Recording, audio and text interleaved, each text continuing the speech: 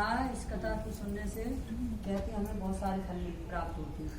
तो लक्ष्मी मैया जो थी, एक बार विष्णु भगवान जो थे व्रत लोक में घूमने को आए। अब लक्ष्मी मैया ने कहा कि स्वामी मैं भी आपके साथ चलूंगी व्रत लोक में।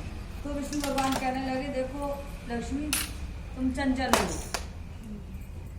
लेकिन कहने लगी नहीं स्वामी मैं तुम्हारे साथ चलूंगी। तो लक्ष्मी माता और विष्णु भगवान व्रत लोक आए।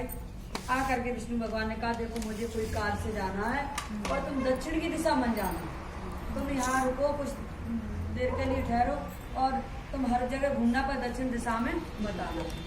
अब विष्णु भगवान चले गए, लक्ष्मी माँ बैठी। लक्ष्मी माँ ने कहा कि अगर हम विष्णु भगवान मुझसे दक्षिण दिशा क्यों मना कर गए, हम उधर ही जाएंगे, क्या है ऐसा उसमें। तो लक्ष्मी माँ दक्षिण दिशा की तरफ गई। उन्होंने देखा कि सरसों फूल रही थी, बहुत सुंदर सरसों फूल रही थी, पीले पीले पुष्प लगे थे, बसंत ऋतु में वैसे सरसों फूल थे। और लक्ष्मी माँ को बड़ा अच्छा लगा। उन्होंने वो फूल तोड़ के और अपने जूड़े में लगा दिए लक्ष्मी माँ, क्योंकि उन्हें पुष्प बहुत अच्छे लगे। अब लक्ष्मी माँ जो थी पुष्प लेके आगे बढ़ी। तो पीले पुष्प लक्ष्मी माँ को बहुत पसंद है, लक्ष्मी माँ को पीले पुष्प जरूर चढ़ाया था।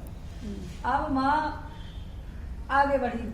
जब आगे बढ़ी लक्ष्मी माँ तो आगे उन्होंने क्या देखा, गन्ने का खेत था। वहाँ एक किसान के, उसी किसान के खेत में से उन्हें एक गन्ना लेके और उसका मीठा मीठा रस पीने लगे।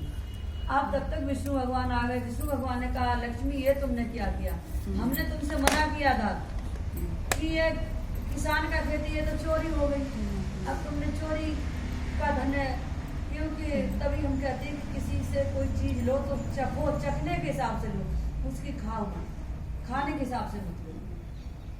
अगर चखनी है जरा सी उठाओ, उसमें भी दोषी है। पहले तो खूब तोड़े करे सबकी अब सब तो लक्ष्मी मैया की है। अब गन्ना चूस के लक्ष्मी मैया आगे बढ़ी। अब विष्णु भगवान ने कहा कि अब तुम्हें इनका कर्ज चुकाना पड़ेगा किसान का। तो लक्ष्मी माँ तो चंचल है, उसे कोई बांध नहीं सकता, लेकिन वो अपने स्वामी के कहने पे उस साहूकार के घर जाकर के रहने लगी। अब लक्ष्मी माँ रहने लगी। अब इनका 1 साल पूरा हो गया। अब विष्णु भगवान आए, बोले कि अब लक्ष्मी माँ तुम घर चलो, अब तुम्हारा समय पूरा हो गया, इसका कर्जा उतर गया। लक्ष्मी माँ जाने लगी तो उसने किसान और उसकी घरवाली ने लक्ष्मी माँ के पैर पकड़ लिए कि आप ऐसे कैसे जाओगी। तो विष्णु भगवान प्रकट हुए। विष्णु भगवान कहने लगे देखो किसान भाई, ये लक्ष्मी ऐसे कोई नहीं बांध सकता, ये एक जगह नहीं रुकेगी, ये चंचल है, इसे तो चारों तरफ जाना पड़ेगा। अब तो लक्ष्मी माँ विष्णु भगवान ऐसे कह रहे थे और वो किसान और किसान की घरवाली को कह रही थी नहीं हम जाने नहीं देंगे। अब तो विष्णु भगवान बोले अब क्या करें। तब लक्ष्मी माँ ने कहा कि ठीक है हम तुम्हारे यहाँ ज्यादा दिन ठहर नहीं सकते, 1 साल ठहर गए बहुत है, अगर आधी घड़ी में लक्ष्मी माँ तुम्हारे घर आ जाए तो तुम्हारा धन दौलत से भर जाए, और वही धन दौलत अगर आप सही जगह पर लगाते हो तो वही दूना बढ़ता चला जाता है।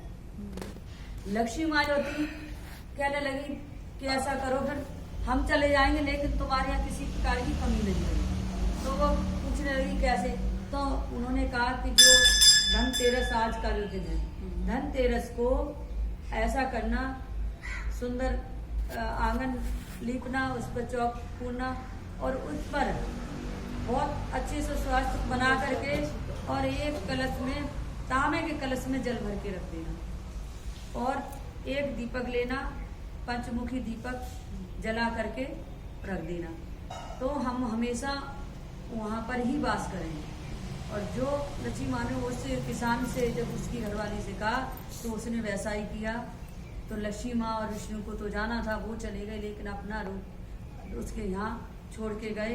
तो धनतेरस को जो भी अपने घर दीपक जलाता है, कलश भर के रखता है और लक्ष्मी माँ की पूजा करते हैं, तो धनतेरस वाले दिन लक्ष्मी माँ कभी उस घर से विदा नहीं होती। इसलिए हम धनतेरस मनाते हैं। और एक कथा इसमें यह भी आती है कि आज के ही दिन समुद्र मंथन हुआ तो धनवंतर महाराज निकले थे कलश लेकर के, अमृत कलश था। तो जो वैद हकीम बोले जाते हैं वो धनवंतर से ही सारे बने हैं। अब धनवंतर जब वो कलश लेके अमृत कलश लेके निकले तो इसलिए आज के ही दिन निकले थे वो धनतेरस के दिन समुद्र से मंथन करने थे। तो इसलिए भी हम मनाते हैं कि धनतेरस वाले दिन एक कोई पात्र खरीद लो, चाहे कुछ भी लो, जैसे धनवंतर लेके निकले थे वैसे ही हमें खरीदना चाहिए। और कहते हैं तो विष्णु भगवान बहुत प्रसन्न होते हैं, लक्ष्मी वास करती है उस जगह पर और लक्ष्मी मैया बहुत प्रसन्न होती है। तो